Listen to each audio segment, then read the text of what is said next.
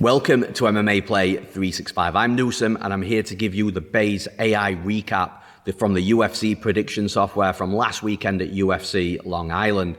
Now, Bayes AI from a straight pick prediction percentage was at 42% last week, which is much lower than what we've seen over the last 6 or 7 weeks. We've seen 100%, we've seen 82%, 77% a couple of times, 73% a couple of times as well. So for it to be 42, very low compared to where it's at the minute. But there's two things surrounding this that I want to mention. First of all, it was always going to happen. There's always going to be an odd event, even as a handicapper. You know, you're always going to have those events where some results that are thrown out sort of don't go your way, and it's been a bit of a strange night and a strange thing happening. Even Tate last week, for example, Brian Ortega, the AI had Brian Ortega to win at 52%, but his shoulder popped out in round 1. So, you know, in a fight that, me personally, I think Brian Ortega would have won that fight. Obviously, we never know. I'm not going to say that AI would have had that pick and prediction right, because we don't know how the fight would have played out. But this is what I mean about weird stuff happening. That was definitely an example of that. But the other side to this as well, and you can see all the results on the MMAPlay365 website to see where I'm going with this. But the AI also predicted 7 underdogs from 12 fights. Now, on average, you get 3 to 4 underdogs per event winning. So for the AI to pick 7, I don't mind that at all, because at least it's not picking every favourite to win, because, you know, where's the value in that long term?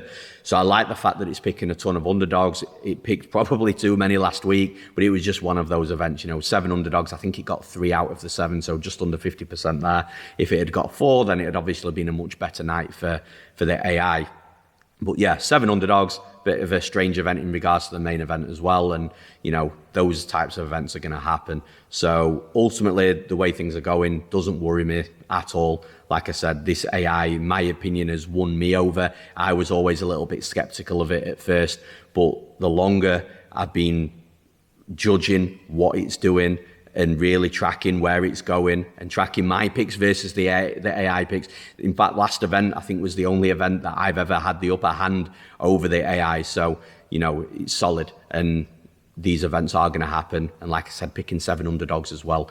So there was some value in there. And the value is actually where we start, because the value is the first section that I want to talk about here. We've got Schnell versus Sumudaerji.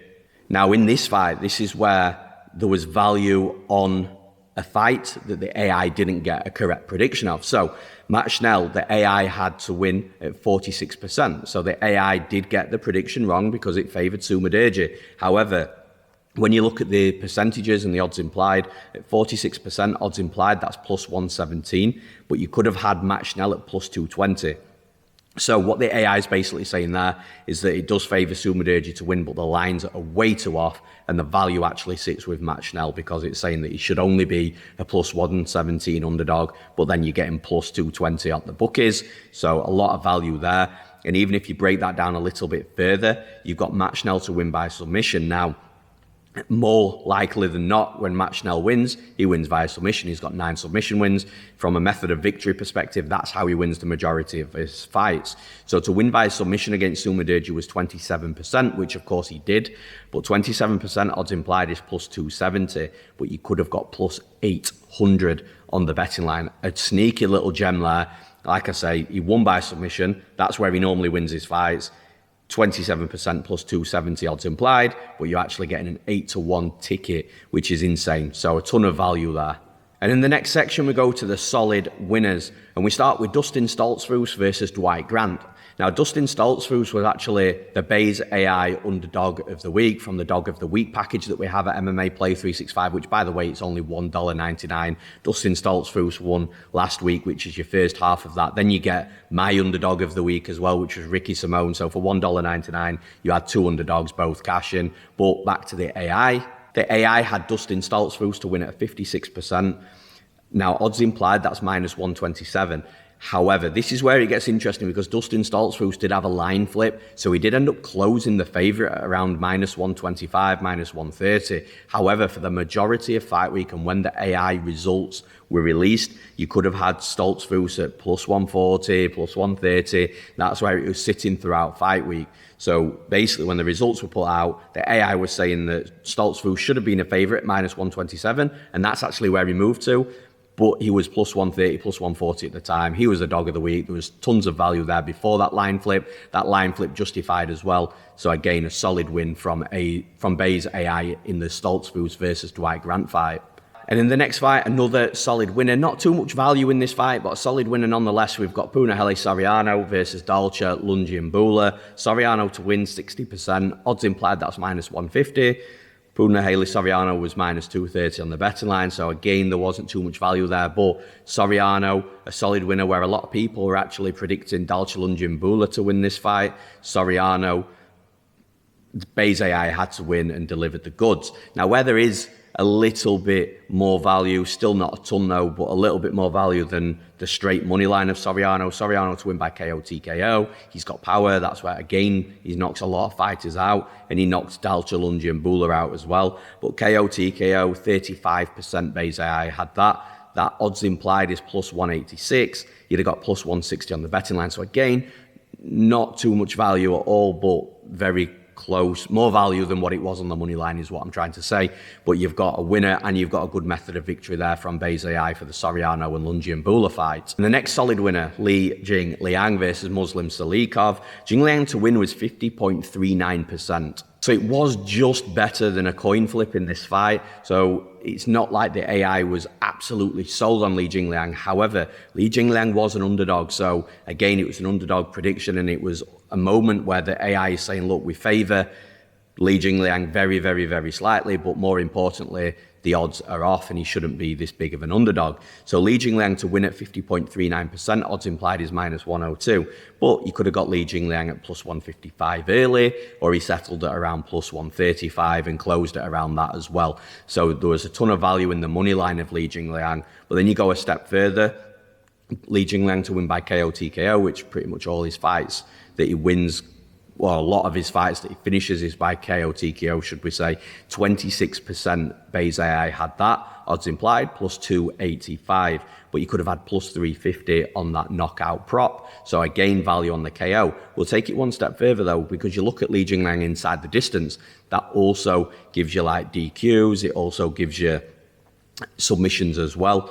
So to win inside the distance, adding the KO and submission percentages together, you get 39%. Odds implied, that's plus 156, but you could have had plus 275 on the betting line. That's where the bigger value was inside the distance. And that, like I said, is another solid prediction from Base AI, from your money line to your knockout to your inside the distance. It was all there for Li Jingliang versus Muslim Salikhov. The next section we're going to is surprise winners. So the ones that Base AI had right that I was shocked with, because I genuinely thought Miesha Tate had way too much for Lauren Murphy from a striking perspective, wrestling and a topside grappling. But actually it was completely the other way around. Lauren Murphy had the striking advantage. She had the wrestling advantage. She had the grappling advantage as well. So really, really shocked. But Base AI did predict this. You know, Lauren Murphy to win was at 53%. Odds implied, it's saying that Lauren Murphy should have been a slight minus 113 favourite. But on the bookies, on the money line, they were offering plus 175. So Base AI is basically saying Lauren Murphy, 53%, she should be a minus 113 slight favourite, but you're actually getting a really solid plus money at plus 175 bet on Lauren Murphy to side with Base AI over Miesha Tate. And like I said, I'm shocked at that, because I definitely thought Miesha Tate had way too much. And actually, when you look at the decision as well, because Lauren Murphy won by decision, Lauren Murphy to win a decision was at 24%. Miesha Tate was at 18%. So again, from my perspective, I thought if this was going to go to a decision, it'd be because Tate had that topside grappling time. She was putting submissions together and she was doing good work on the feet for the moments that the fight was on the feet as well. But again, Base AI knew that if it went to a decision, Lauren Murphy's more likely to win than Miesha Tate. So like I said, solid work from Base AI. I didn't think it was going to go anything like the AI said. And once again, compared to the AI, I was wrong. Moving on to the last section though, the bad losses section. So as always, there's going to be a fight here that I definitely didn't agree with the AI, and it didn't play out like that either. We've got Ricky Simone versus Jack Shaw. And again, Jack Shaw, 60% from the AI. I didn't agree with that. I thought Ricky Simone would have been slightly favored, but obviously the AI's algorithms were looking at something different in this fight. And listen, Jack Shaw's actually a solid fighter, so I didn't think it was like massively off or anything. I just thought Ricky Simone was a good stylistic matchup for Jack Shaw, but obviously Jack Shaw's been on a tear, he's unbeaten, and all that stuff was taken into consideration. But at 60%, that's minus 150 odds implied, and that's what you could have got Jack Shaw at for the majority of fight week, and even at close as well, he didn't close too much higher than that. So the AI was basically saying that the bookies was right with where the odds were set, but the fight just didn't play out like that at all, and Ricky Simone was the better fighter. He did end up hurting Jack Shaw, he did end up finishing Jack Shaw. So from a bad losses perspective, having a fighter at 60% when I thought it was a bad stylistic matchup, and I actually bet Ricky Simone myself, and then the AI favouring that other fighter, again, I just didn't agree with that, and it played out like that as well. So the bad loss for me on this event was probably having Jack Shaw at 60%. He shouldn't have been that high, and again, the fight played out in that aspect as well. So that's the bad loss. But all in all, even though it only hit 42% on straight picks this week, like I said, it picked 7 underdogs. It was always going to be a tough ask picking 7 underdogs. But again, it's providing value. You know, it's not picking every favourite, because there's going to be no value in that long term. And everything in this game is long term. I believe the AI, Bayes AI, the UFC prediction software is long term. And it's showing it with the picks it's putting out. Picking 7 underdogs is solid, and it's a ballsy move from the AI, and one that didn't pay off. But again, if it has a good night picking 7 underdogs, which it has done before, by the way, then it's going to absolutely storm it. So that's the Bayes AI recap from last week, at UFC Long Island. We'll be back next week for the recap of UFC London. I'm Newsome. Thanks for listening. We'll see you again next week.